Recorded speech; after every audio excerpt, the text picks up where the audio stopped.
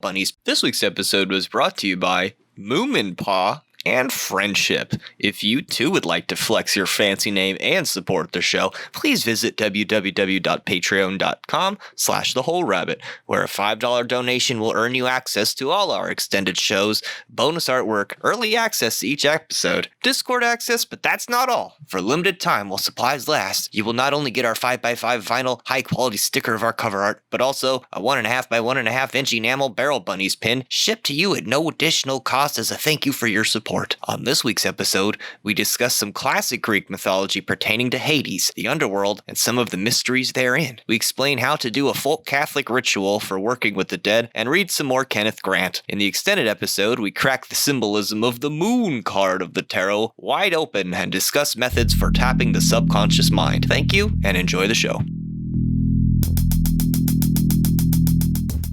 But I think they call him a piccolo at some point. Like the bad guy in that movie is a pipe organ, and it's Tim Curry. And he's just like, you stupid piccolo. It's weird in your description of that. When you said Piccolo, I thought the Green Power Ranger. And then when you said Tim Curry, I imagined Tim Curry as the Green Power Ranger. Baby, that's not a Power Ranger. What, Tim Curry? No, Piccolo is the green guy from Dragon Ball Z. Oh, okay. No, I'm not up on the Green Ranger plays a Piccolo, and then a giant dragon comes out. I've never seen that. Now that sounds cool. Oh, yeah, he does, doesn't he? Yeah, this is Power Rangers we're talking here. This is like I missed 1993 or something. You know, you're not allowed to take fake weapons to Phoenix Comic-Con anymore, or whatever they call it now, because someone tried to assassinate the Green Ranger a couple years ago. Well, good on them. Good on them. The Green Ranger is a dick, and he deserved it. Isn't he like a Christian wrestler now? Or a porn star. I don't remember which. Both, probably. Gotta get all the markets. Hello, everybody, and welcome to The Whole Rabbit, where we don't just take a virtual Zoom meeting, Google Maps street view of heck and call it a day. No, we go rooting around in sets, tunnels, perusing for pomegranates and plundering plentiful perennial prizes, picking Persephone's peck of pickled peppers. I'm your host, Luke Madrid, the Hacking Rabbit, your host, as we navigate the terrifying turns of Hell's Highway. This week, I'm joined by the Queen Woof, Mari-sama, and the Mother of Ghosts, Gossamer Lights. I thought for this week, we would take a little dive plunge in our submersible and visit the River of Styx and check out what's going on in the Underworld. All right. Seems appropriate. I'm for it. Hades, god of the underworld, was the eldest son of Cronus, and having been swallowed at birth by his father, was also the last to be vomited up, after Cronus had been tricked by Zeus into drinking some mustard wine. Fortunately, Zeus's brother had grown to maturity in the belly of their father, and, after freeing some of Gaia's weird Titan kids from Tartarus, dropped the hammer on Dad, claiming the rulership of the cosmos. The three Olympian brothers, Zeus, Poseidon, and Hades, divided up the universe in three parts, over which each would rule. To the youngest and most heroic son, Zeus would be awarded the sky. To the vast sea would go Poseidon, and Hades, well, Hades would get the hollow inner parts of the earth, where souls went when they died.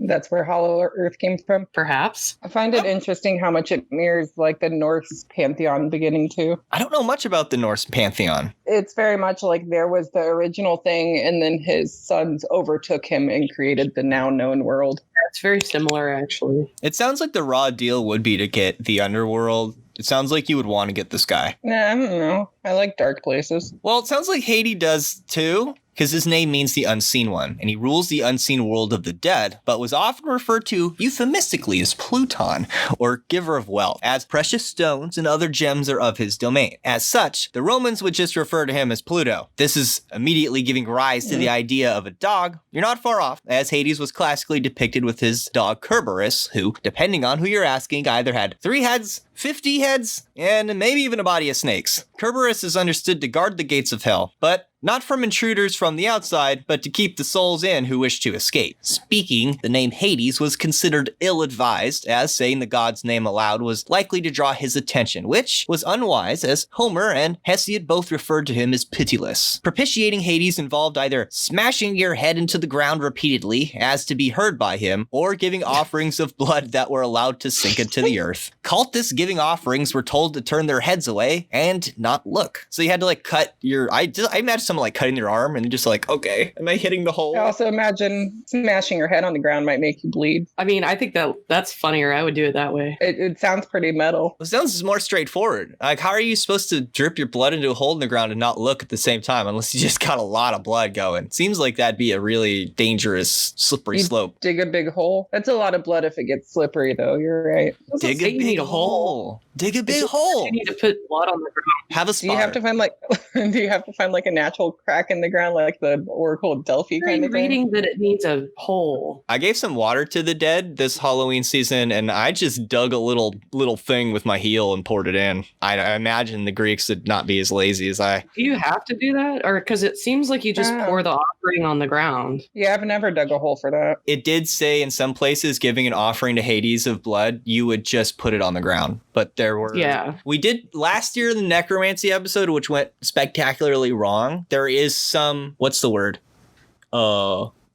There's some literary evidence to suggest that you did dig a big hole and then you would pour your offering in or put blood in and call the spirits of the dead. And I think that was in the Odyssey. I don't recall. Okay, that's interesting. Or you could just do it Aztec style and go for saturation. Yeah, that's what I would have done. Also, is Kerberus the real way to say that? Because I always called him Cerberus, the dog. Let's just do both so one of us gets it right. I think you're right in that in order to pronounce a C, you do a K sound. So I'd never do that. That's cool. A ghastly and terrifying figure. Hades' depiction was usually avoided in art, but sculptures of the period show him as an old man with a beard bearing a bident, or maybe a key, a helmet, and trusty Kerberus at his heel. The Helm of Darkness, as it was known, or perhaps the Cap of Invisibility, was fashioned by Hephaestus and rendered the user, as you might guess, invisible. This is the same helm used by Athena in the Trojan War and by Perseus while hunting Medusa. Perhaps the possession of this helm factored into one of his many nicknames, specifically the Unseen One. Of the things which symbolize him, the key represents the permanence of death,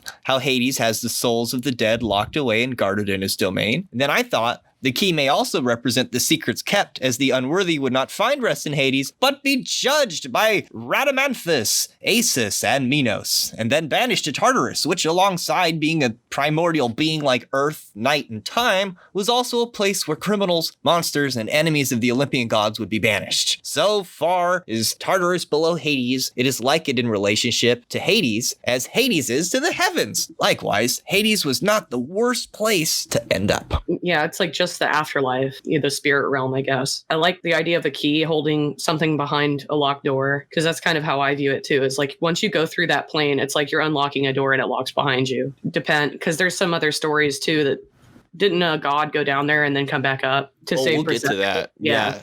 So She's like you kind of a can big come deal. back, but it's like for a human spirit to come back, it's almost impossible, apparently, because the river Styx, you also have to cross that. And if you don't have the ferry to take you across it, you get in it and then you basically forget everything and it dissolves your soul away or something like that. That's why you That got to would be put. essentially what was behind the curtain in the Beetlejuice movie, the death for the dead. Right. That's why you got to give Charon's abdol and put it in their mouth. So when they get to the other side, they're like, "Whoa, I got a coin for you, fucker!" And they let me on the boat. I don't know if Mari brings her flute, we can just play it for the dog and we'll be fine. Oh, totally.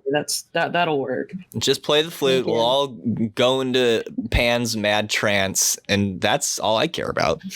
Those who died depended on the psychopomp Hermes to lead them to the boatman Charon, who, when paid a coin, would direct the souls of the recently deceased across the river Styx to the gateway of Hades, guarded by Kerberus. And if you were a good enough soul, you would get to partake of the River of Lethe, which, when imbibed, would impart a forgetfulness that would wash away the bad memories of life, and the soul would be set free into the idyllic fields of Elysium. So that's like if you were heroic or related to the gods, or like kept all your oaths. It got a little bit easier to get into Elysium as time went on. Yeah, and the water would kind of cleanse your soul so you don't have to take in negative spiritual baggage, I'm guessing. Yeah, you can't bring your baggage into Elysium. You have to literally drink it away before you go in. Is that the same river that they dipped, Achilles into? I don't know. We have to Google it now. We have to Google it now. Achilles dipped in and was holding the heel. River Styx. Everyone was like, yeah, we hang out here. So if you're Achilles, going in the River Styx makes you immortal. But anyone else, it's probably not a good time. Well, you never know till you try. So here I have a description of Elysium. The good receive a life free from toil, not scraping with the strength of their arms the earth, nor the water of the sea for the sake of poor sustenance. But in the presence of the honored gods, those who gladly kept their oaths enjoy a life without tears, while the others undergo a toil that is unbearable to look at. Those who have persevered 3 times on either side to keep their souls free from all wrongdoing, follow Zeus' road to the end, to the tower of Cronus, where ocean breezes blow around the island of the blessed, and flowers of gold are blazing, some from splendid trees on their land, while water nurtures others. While these wreaths and garlands of flowers they entwine their hands according to the righteous counsels of Rhadamanthus, whom the great father, the husband of Rhea, whose throne is above all others, keeps close beside him as his partner. So this is like back to that idea that Cronus is like a really great dude and he's cool to have it. He's like a good leader to have around. Unless you're his kid. Yeah, I was gonna say. Like by this point in the story, it seems like all things have been worked out, and Cronus is just like in Elysium, being like, "Look how great everything is! Look how awesome everything is!" They sent him to a retirement home. It's like the best retirement home ever. Like, I know. Yeah, it doesn't sound like the worst. They're like, Dad, you just hang out here. You can, play games with your friends all day, probably do some crafts. Smoke crack and have sex. I think that happens when you go visit Persephone down in the Underworld. That's where the rapes are. It didn't say that specifically, but, I would imagine so. I guess the deal is, if one person ate of the food or water in Hades, it meant that they could never return to the surface. This tiny legalistic point becomes of central importance during the drama between Hades and his unwilling bride Persephone, as having gnawed on a tiny pomegranate seed offered to her by Hades before her departure, binds her having to spend a third of the year with Hades in the underworld. Kind of a raw deal considering she was initially kidnapped. This is commonly referred to as the Rape of Persephone. While she was plucking flowers in a Nysian meadow with her maidens, she was attracted to a particularly beautiful and pungent flower. She plucked it and was immediately set upon by Hades in his golden chariot and black horses, who absconded with the girl into the underworld, which had opened beneath her feet. But why?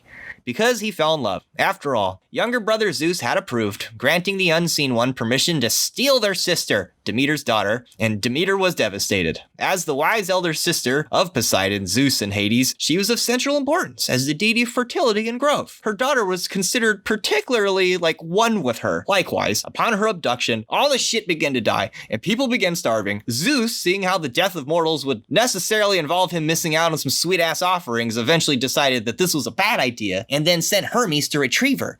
He happens upon them when they're sitting on a couch chilling out, and Hades basically agrees to let Persephone go, saying, "Go now, Persephone, to your dark-robed mother go, and feel kindly in your heart towards me. Be not so exceedingly cast down, for I shall be no unfitting husband for you among the deathless gods, that am brother to Father Zeus. And while you're here, you shall rule all that lives and moves, and shall have the greatest rights among the deathless gods. Those who defraud you, and those who do not appease your powers with offerings, reverently performing rites and paying fit gifts, shall be punished forevermore." So he's like, it's dark and dank down here, but if people don't appease you, we'll fuck them up. Fuck them up, girl. Oh, I like that story. What about the pomegranate? Isn't she related to the pomegranate? Oh, the seed that she eats.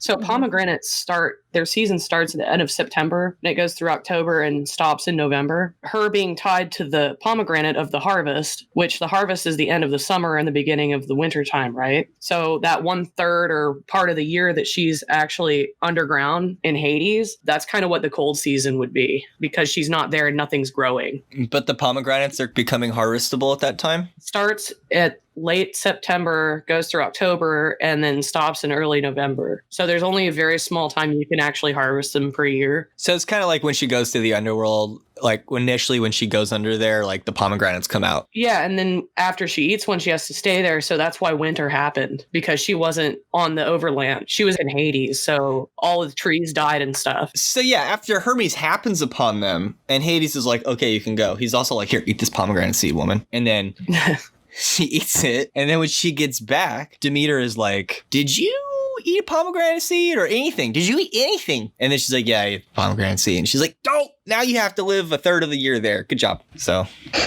that's the story, I guess. It explains winter and, the cold part of spring. I find it interesting, too, that it's also like if you go to the land of Fae, you're not supposed to eat any of their food either. You're stuck there. Oh, yeah.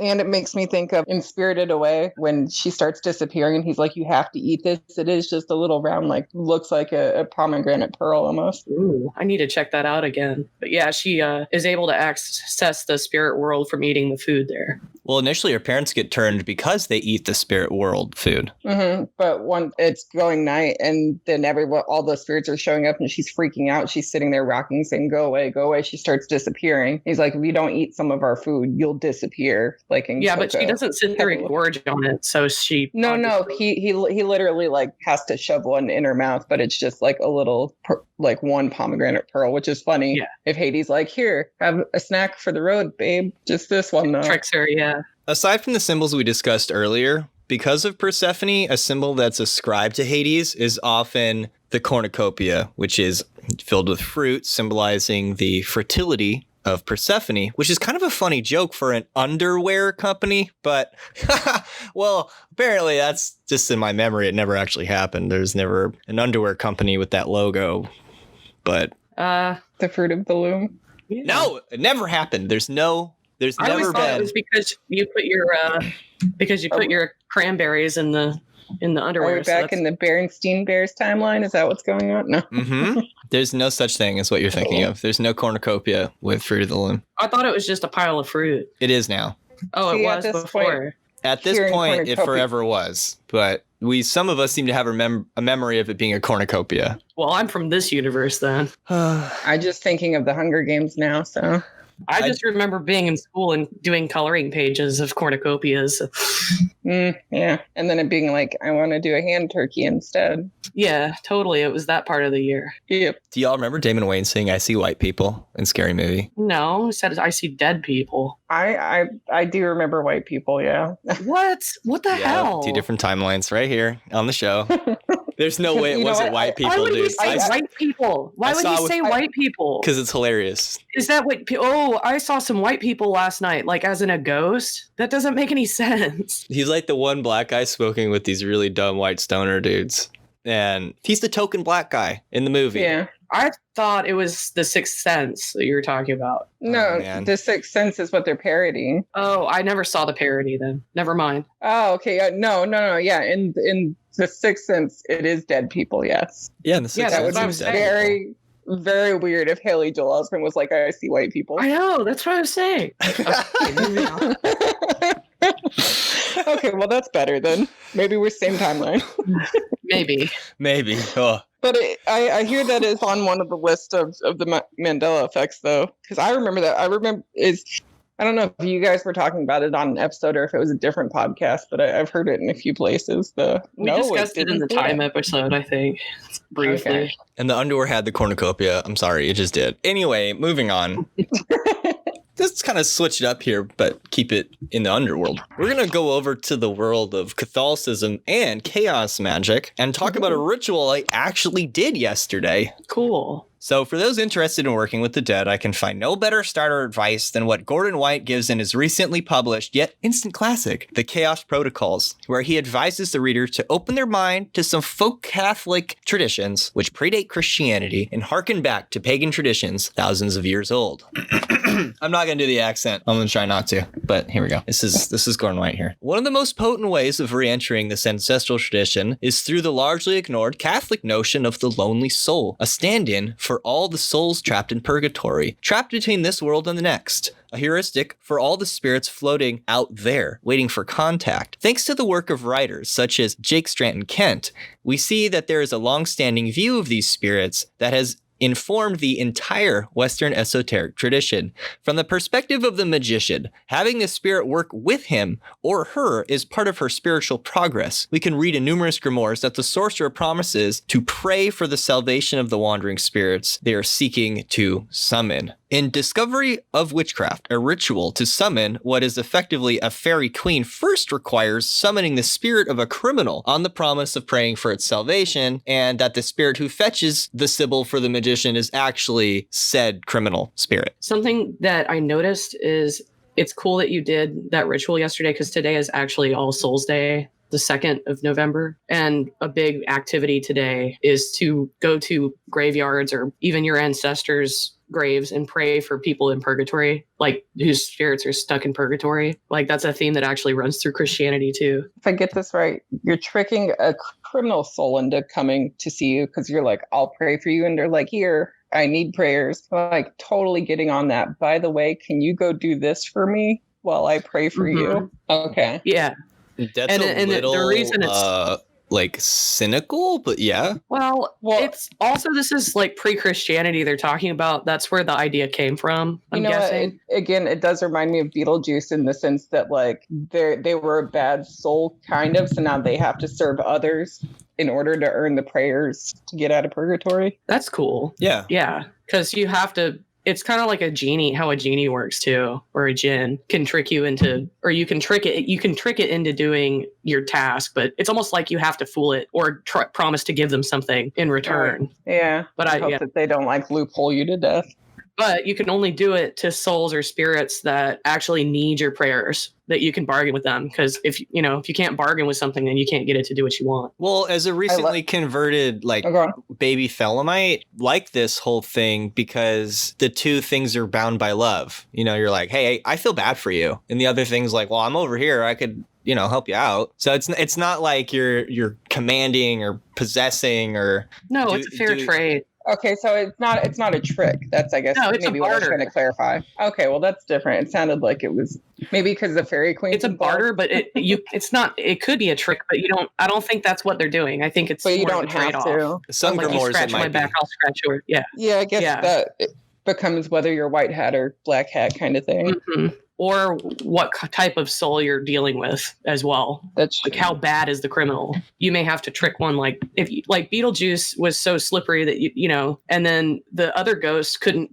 They were naive and didn't know how to trick him, and it's like he pulled one on them before they could get on him. So that's what I'm saying is like it may be a different situation depending on what you're dealing with. And I wouldn't be afraid of a criminal in the afterlife necessarily. I don't know. Well, I'm not afraid of most criminals now, so I mean probably not then either. I like that it's like send an intermediary to the fairy queen though, like you're not supposed to go bother her, so you're like, you go ask. I'm scared of the lawful alignment a lot of the time. Oh yeah, I don't like rules. Yeah, fuck rules. So I don't know what that is.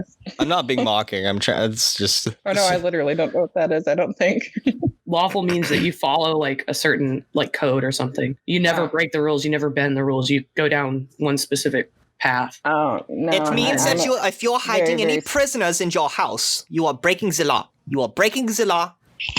And you are a criminal. I was gonna say, I want to get Hitler to go run down to the store and get me something. Do you think it would work on him? Can you imagine sending him to the fairy queen? Be like, dude, I'll pray for your soul. You might get into heaven, but no promises. We're just shooting for out of purgatory right now, right? No, out of hell, probably.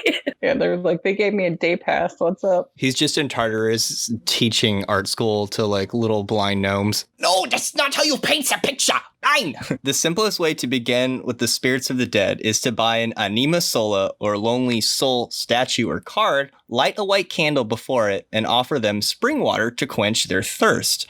Spring water makes the best offering for the spirits of the dead because it comes from the ground. Incidentally, the simple practice is also an effective way to cool minor poltergeist or spirit phenomena in a house or business. Oh, cool. To continue, the practice of visiting the graves of dead mystics and wizards, or otherwise asking for their aid, predates Christianity by millennia. Whilst Nicholas's own beliefs were Christian, when viewed from a magical perspective, we see a dead necromancer who continues to work for and with the dead. You could not ask for a better intercessionary being to begin or continue your relationship with them. His obscurity in the occult world needs to be rectified. So Gordon White says, St. Nicholas is cool. Get with it, y'all. I think I might have to do that, but you already did it. I'll give it a try. So here's what you do. I missed my time. Dang. He's a chaos magician. You shouldn't let timing throw you off. There's probably other dates when the veil is thin, or if you use your intuition, there's probably dates when the veils are thin. I think I can do it.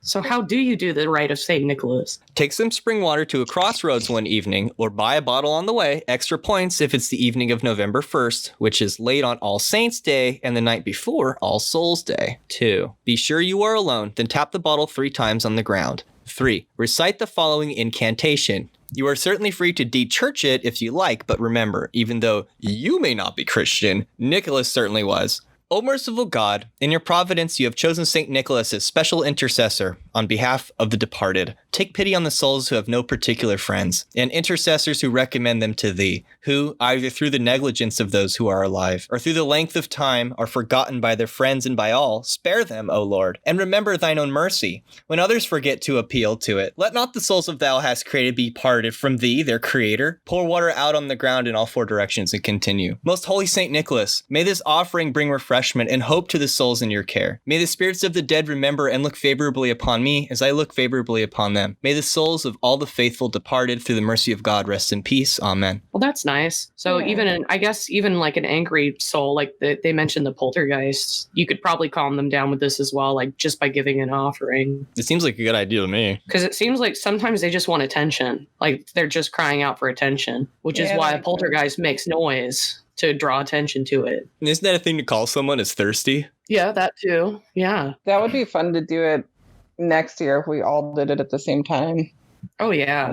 We'll find some days and do something together. There's always a day coming up. So, while the St. Nicholas stuff might seem unpalatable to your average satanic chaos edgelord, Gordon White makes the case that while many of the saints are actually just pagan holdovers from the honored dead, and veneration of the once living beings who are celebrated with the parading of relics and body parts combined with the pilgrimaging to places of burial, all speaks to the church veiling their continuation of ancient pagan rites. This is certainly true for practitioners of Santeria, Voodoo, and Palomayombe, which makes use of Catholic saints as stand-ins for the Orishas, African ancestral gods whose relationship to their practitioner confers power over spirits, the dead, and forces of nature. So, here's actually an example within the Christian tradition itself, and that saint is Saint Christopher, who, having ferried the Christ child through a rushing river, becomes the staff-bearing patron of safe travels. After traveling to Lycia, where he was brought before the king, and when refusing to sacrifice to the pagan gods, was promptly beheaded, but not before he converted thousands, including the two prostitutes that were sent to turn him. The plot thickens when we consider his feast day of May 9 falls into alignment with Cunefantis, an ancient ritual day of killing dogs to appease the restless dead ancestors of Linus, son of Apollo, who was torn apart and eaten by dogs. As such, it is not uncommon to see Saint Christopher portrayed as dog-headed, and it was popular to portray him as such when he beset the entrances to medieval cities, serving as a Christian opener of the way. Much in the same way, practitioners of Afro-diaspora religions will replace saints with their own ancestral deities. Many consider St. Christopher to be a Christian version of the Headless One, of the constellation of Orion, in his association with Sirius the Dog Star as initiator and psychopomp of the deceased, a patron of safe travels, and opener of the way. So does that relate back to the legend of the jack-o'-lantern we talked about last week? Because the Headless One is the guide for the souls that get lost in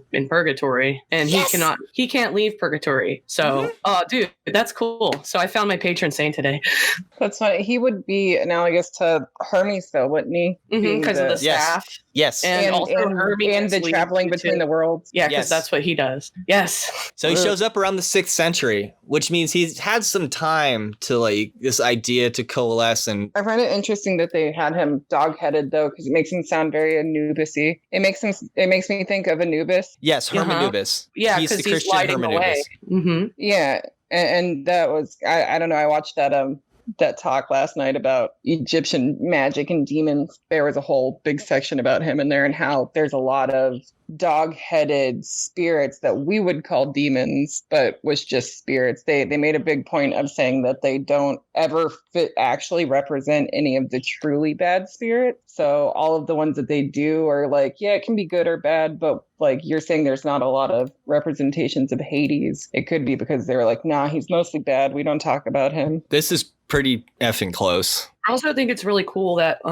a dog would be considered a totem for a guide, because when humans were nomadic hunter-gatherers, part of the reason we domesticated dogs is because we would follow other predator packs to find herds of animals to eat. So a lot of time, and probably wolves, since we domesticated them first, probably got closer to humans than other animals, which is how we trained them and stuff. And we shared our meals too. We shared our kills with them. Well, just in the same way they've become a guide to us and and almost like a friend to lead the way. Well, they heard things. So they presumably can do the same with the dead or detect the dead. I kind of felt like there was a little bit of the element of like comfort there too, though. Maybe it's just because I'm a dog person, but like drive them I would away. feel better. Or well, even just to guide you through or keep you in or anything. Just be like, oh, at least there's a dog here. I feel a little better. To show you where the food is and to keep evil spirits away. I mean, that's what dogs have always been for us. Especially the Greeks, they did use dark dogs. They use guard dogs. Mm-hmm. That's why a lot of times they were trained for that first. And then once we had cattle and stuff, they were taught to do other jobs like herding. And then like a lot of bulldogs were made to like guard families and children and babies. I like, what was it? The Shar-Pei was to like get deer or boars or something. So it could get gouged. Yeah, they're all specialized. That's why I like them so much. Now, I had a bit of a personal revelation, unless you want to go back into a dark time period that I only have available just for record keeping sake. I had a religious experience of my own on May 9th of this year where I met the Sophia. And whether you choose to believe me or not, I had my seeds of doubt burned away. Not my seeds of karma, and it definitely didn't make me some sort of a god or superhuman or even a cool person. But I did have the experience, and like it changed me, I think, fundamentally as a person. And when I was doing the research for this episode, and I was doing all the headless one, bornless one stuff, so it it all fell kind of into alignment because I experienced kind of a Gnostic Christian God, and I was doing Gnostic magic. I grew up in a Christian society. You know, I was invoking archangels for many years using the Golden Dawn system, and then I had recently changed over to what Zoroaster does with Babylon and Inanna and Ashtoreth and that whole thing. So it makes sense that my experience would happen on May 9th. So just reading that was like kind of a confirmation for me personally. I thought that was cool. That kind of blew my mind. Pretty cool. I mean, that's a really that's like a coincidence. What are they called? Synchronicity. That's what. Serendipity. That too. Maybe. So Gordon White expounds on this whole thing with Sirius that you were just asking about. The rising of Sirius marked the beginning of at least two of Egypt's simultaneous calendar systems. Firstly, the return of Sirius to the eastern skies in late summer after a 70-day period, the same length as the mummification procedure, heralded the flooding of the Nile, the natural phenomenon responsible for Egypt's bounteous agricultural harvest. Secondly, Egyptian sacred calendars ran on a much longer year, the Sothic year, named for the heliacal rising of Sirius, or Sothis, lasting 1,461 solar years. That's awesome. That is cool. And then it kind of comes together here. The calendric notion survives into the Egyptian concept of the decans, mighty spirits that hold sway over sections of the night sky. The sequence of decans begins with Hermanubis, and here we can see his role as psychopomp and opener of the ways. He appears from the underworld and travels across the sky at the head of the entire parade of star gods. That's cool. You know, I found more information about Orion. Some cool videos popped up in my YouTube, and I found some of the stars in the constellation. The other ones are named like Scythe and Bellatrix and stuff like that, which was pretty neat. All of the star names are Arabic, so you can also look. Most of the names in there are Arabic, yeah. Like I think one of them is just like means the body part that it is, but yeah, most of the names in his constellation are Arabic. And you're right, they do like it's some of them are just literally like here's head star or like elbow star, depending on whatever constellation it's in.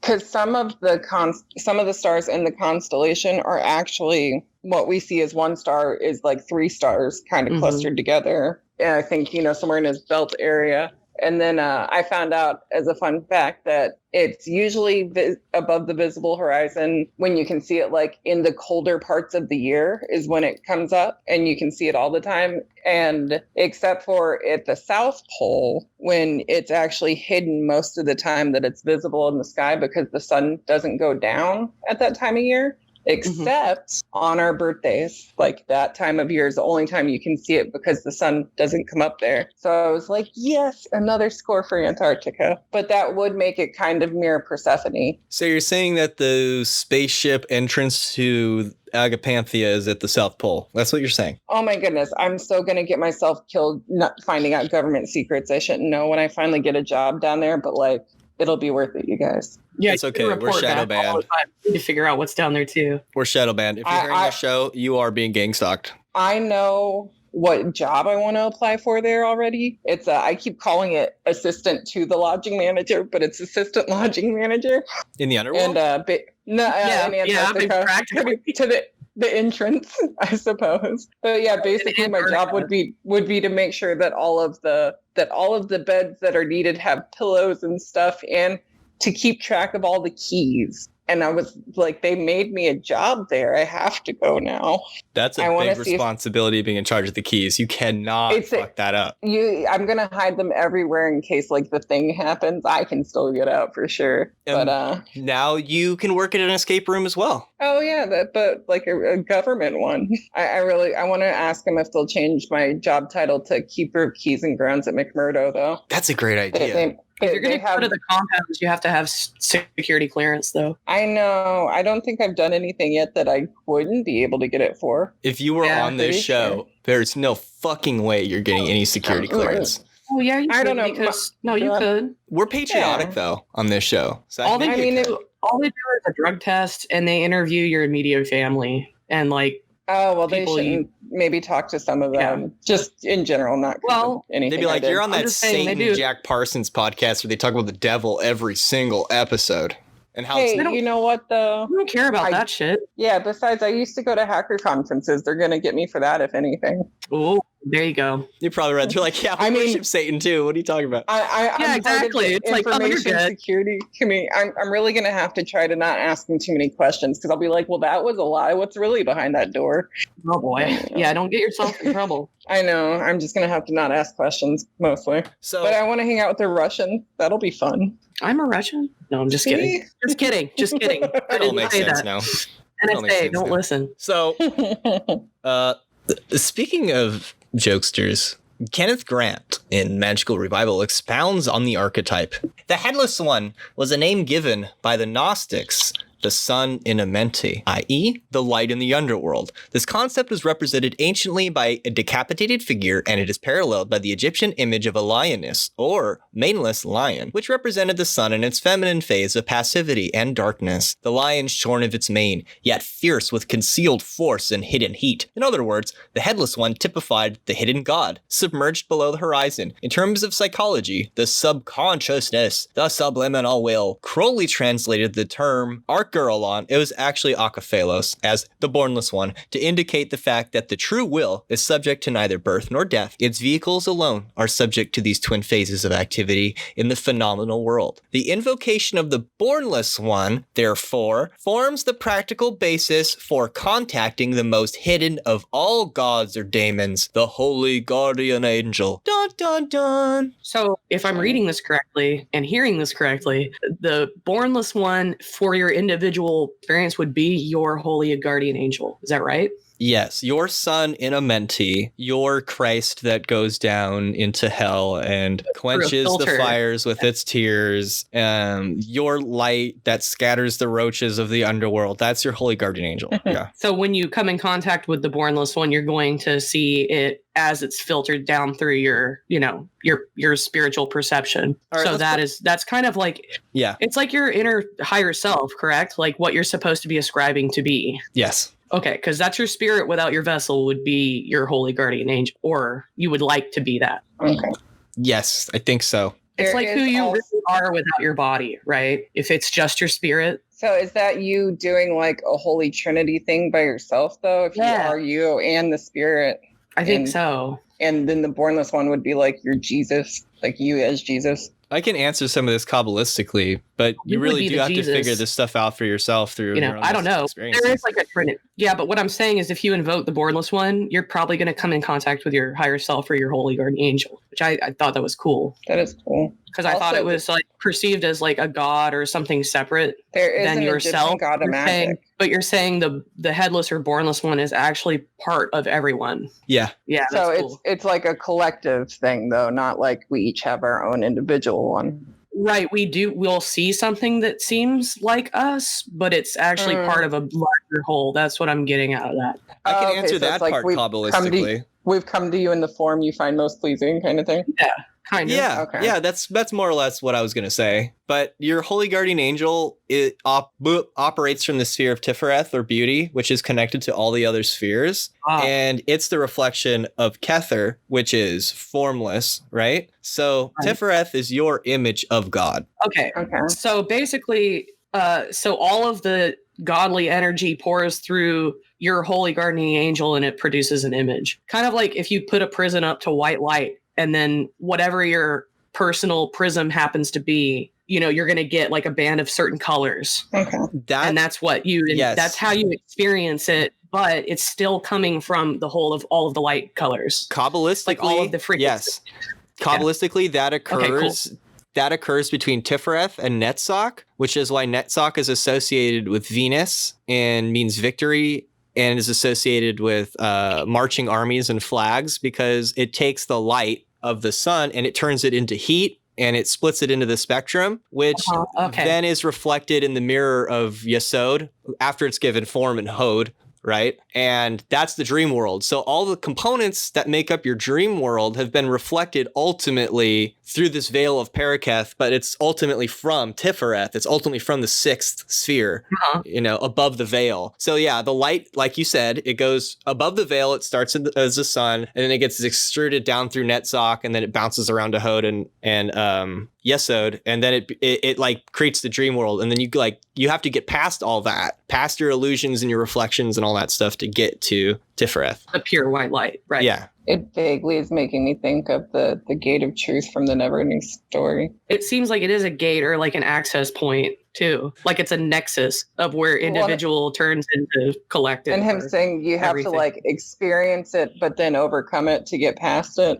kind of thing. Well, we're going to talk about the subconscious mind for the Patreon section of the show, but I do want to wrap up this part of the show by saying I did spend a lot of years working with this spirit of Lucifer, intuiting the idea that Lucifer might not be the archetypal bad guy of the whole universe and may be a lost spirit itself or something that had been misunderstood. And I had already read some interesting satanic literature that made me suspect that, like, well, out of all those spirits, like Lucifer was the cool one, right? And the most beautiful. And out of all of those crazy spirits might be the one you'd want to talk to. Well, for me, I did this long enough to where I invoked often, as Crowley said, and I did Bornless One ritual. I found a banishing ritual or an opening ritual that felt good to me, with good, like within a branch of philosophy that felt right to me. And then I did some really basic rituals that were like really basic blasphemies. Like, well, if I was a vegetarian, I ate meat. You know what I mean? It was just stuff like that. It wasn't like I like killed a bird or something. I would never. Oh, okay. George Carlin, like, you ever pour glue on a bird? And they were like, no, why would you? Anyway. No, that makes sense. Like, I mean, I'm full chaos. My personal deity like that is Loki. So, most days it's like, how are we going to chaos ourselves into the day, Loki? I used Lilith for a while. So, like, where am I going with this story? Well, I invoked Lucifer with a pure heart long enough to where when it did appear to me, it wasn't like Lucifer. It was like, well, I've just been like listening to you say that name. I'm actually Sophia, like I'm a goddess of light. And in the Gnostic tradition, I'm kind of like the mother of the world, basically. And I'm fallen.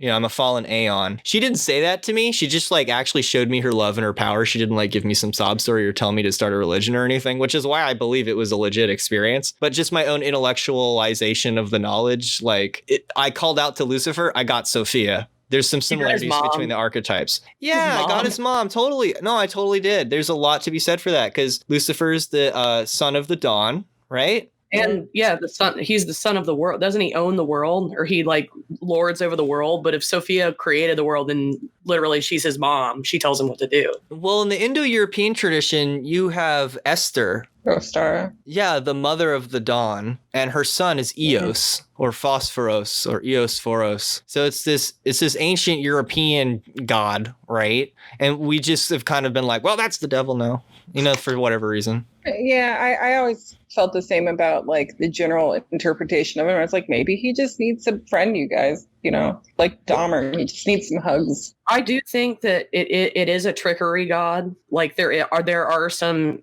things where, I mean, it's not that he's lying, but he does this thing where he does half truths, or he'll like not give you the full story as almost a test. Like that's usually how I think about Lucifer, is that somebody needs to be here to stir the shit pot, because we're not going to learn anything if you don't make mistakes, or if you're not greedy or want money or, something like that. You're never going to be led on these paths to learn actual lessons, spiritual lessons. So to me, it's like, if God created everything, and like he's allowing Lucifer and Satan to be portrayed that way, it's like there's a reason for that. And there's a reason that people are told to be afraid of those things. It's so that you don't learn those lessons and you don't grow spiritually. Because God is a little bit of a trickster and has a sense of humor herself. Mm-hmm. Well, but this is more test. Yeah, like he always gives you all the information, and Loki gets very much of the same thing. Like it's, hey, Loki, go do a thing. And like his one maybe problem is like he likes to joke a little too much, and then he doesn't realize till afterwards, dang it, now everyone's mad. But mostly he's just only ever doing what everyone asked him to do, or he was like, yeah, do it this way.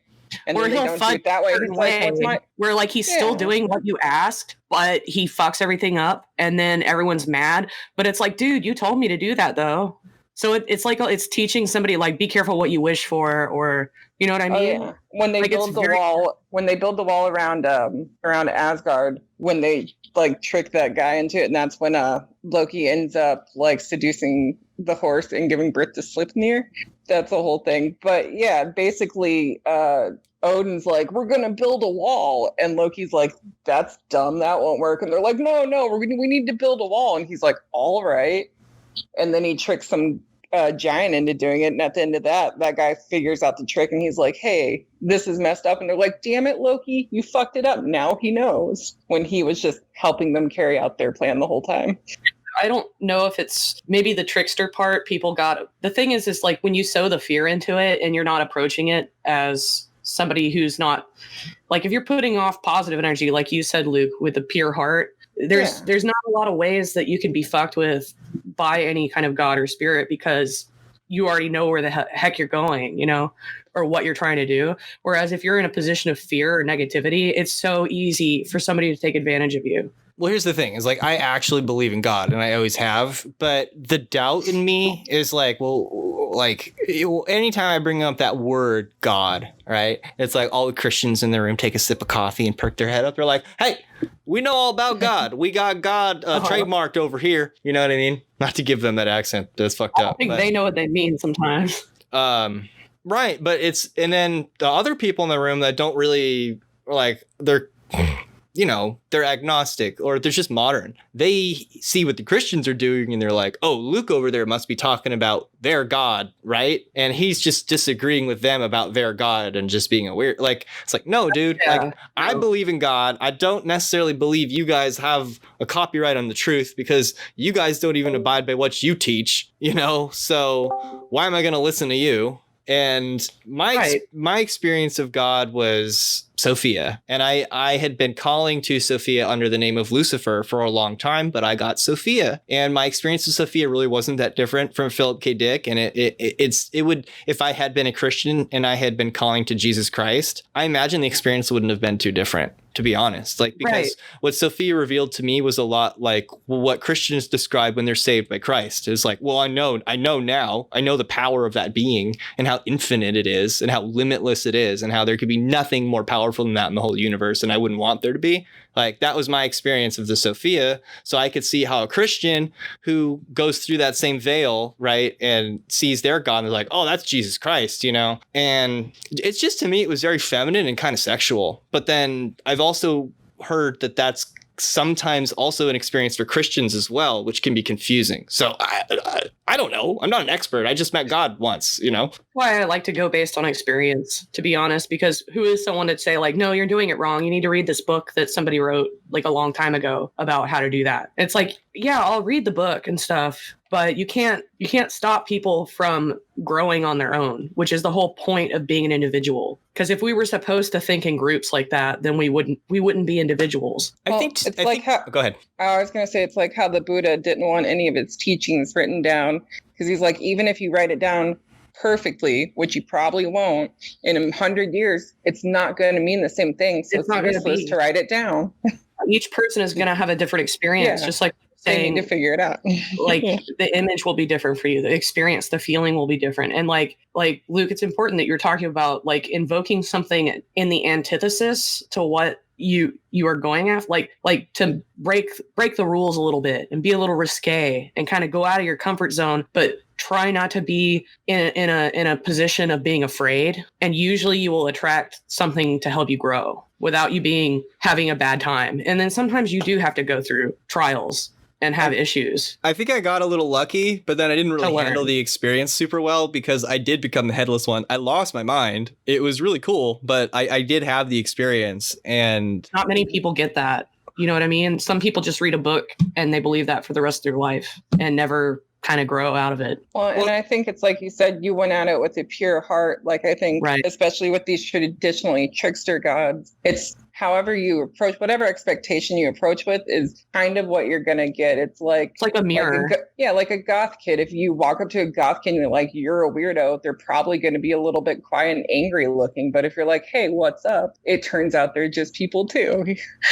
You don't need to be afraid of something just because someone else tells you to be. That's my big thing. Yeah, and you just always, I don't know, in their mythologies, I always get that feeling of like when people show up, they're like, oh no, it's the bad one. They're like, ugh, again, fine, let's do that. Well, I guess to pull this together for the free show, I guess I'd like to say the reason I am such a big Thelemite or whatever now, a big Thelemite, that makes it sound like I'm important or something. The reason I'm like really turned on to Thelema and I'm going to keep studying it for a while is because this is just sound dumb as shit, but I watched A Dark Song and then I read the Abramelin stuff and I heard the advice in there, which is really great advice. And I found myself wanting to purify myself as much as I could for like a year or two. And I didn't masturbate as much as possible. I tried to purify my mind and not make enemies and live like a somewhat of a humble life if I could and go about my life earnestly. And I just, it's at the end of the process, I begin to feel like it wasn't happening. It wasn't coming together for me. And so I sort of just said like, fuck it, dude. I'd rather, because it said in the Book of the Law, what you have to do is just invoke me, this Nuit or the goddess under the stars, burning incense with love in your heart. You know, you have to just feel it and then call out to me. So I was like, fuck it, you know, and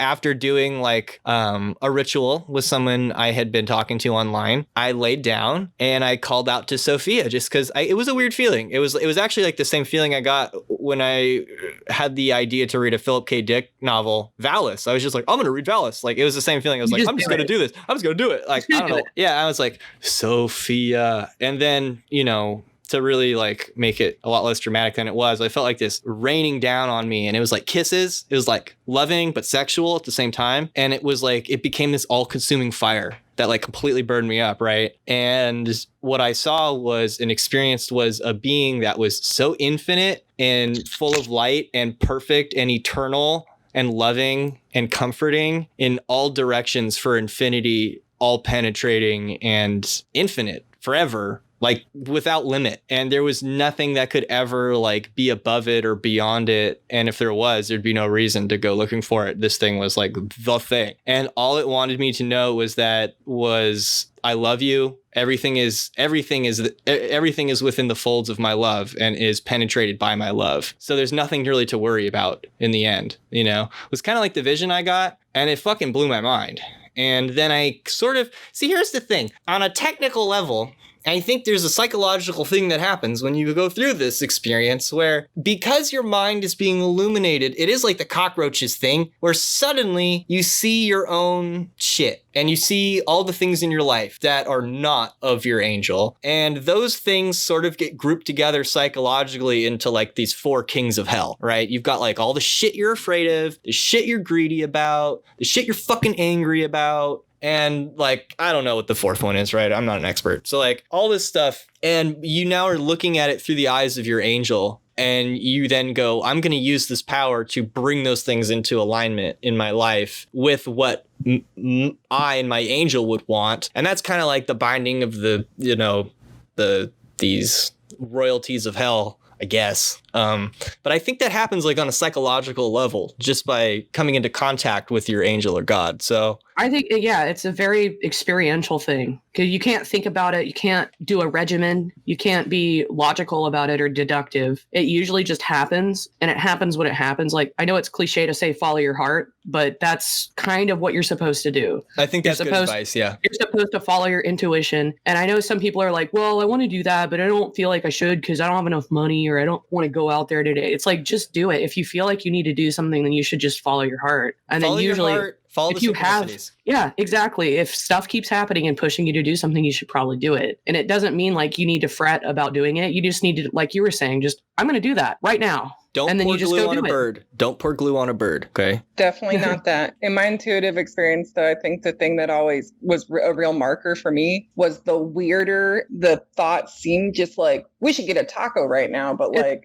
for no reason. It's like, why? It's like taco. I'm like, fine. I mean, that's how I found this podcast. I was going, my brain's like, listen to that. I'm like, we're going, it's like, listen to that. I'm like, fine, brain, let's do that then. A lot of like right brain people have, or left brain people have problems following their intuition because they'll logic themselves out of the thing.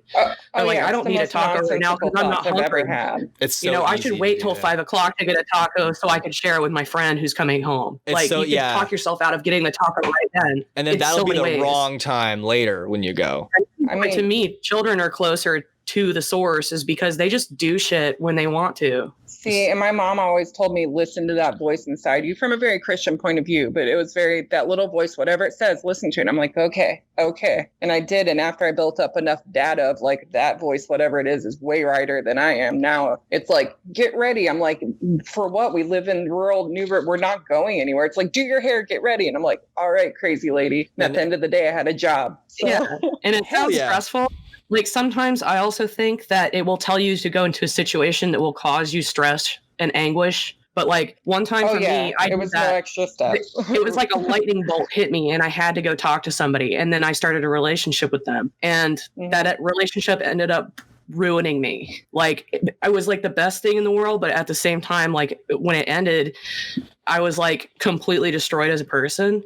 But that's what got me into practicing spirituality and growing my spirit back again and going back to like trying to figure out, because when I was a kid, I just naturally had that feeling of being connected with source and stuff. But but that whole experience, exactly. You lose your mind, you go crazy, you don't even know who you are anymore. I don't think I was dangerous, but people do tend to think that people that are bonkers are more dangerous than they actually are. So, But then I realized when you awaken, you'll feel like you're crazy or sick. And a lot of times it's something you have to go through to get to the other side and to see clearly. Well, and like deja vu is a big marker for me too, usually. But like the strongest one I ever had where I dreamed a thing, like a new person I met was telling me a story and I stopped them and I was like, well, wait, is this the end of that story? And they're like, oh, I must have told you. I'm like, we've known each other for like a week though. Mm-hmm. Like, are you kidding me? And like, to make that story short, that person ended up trying to kill me and they didn't, obviously. But it was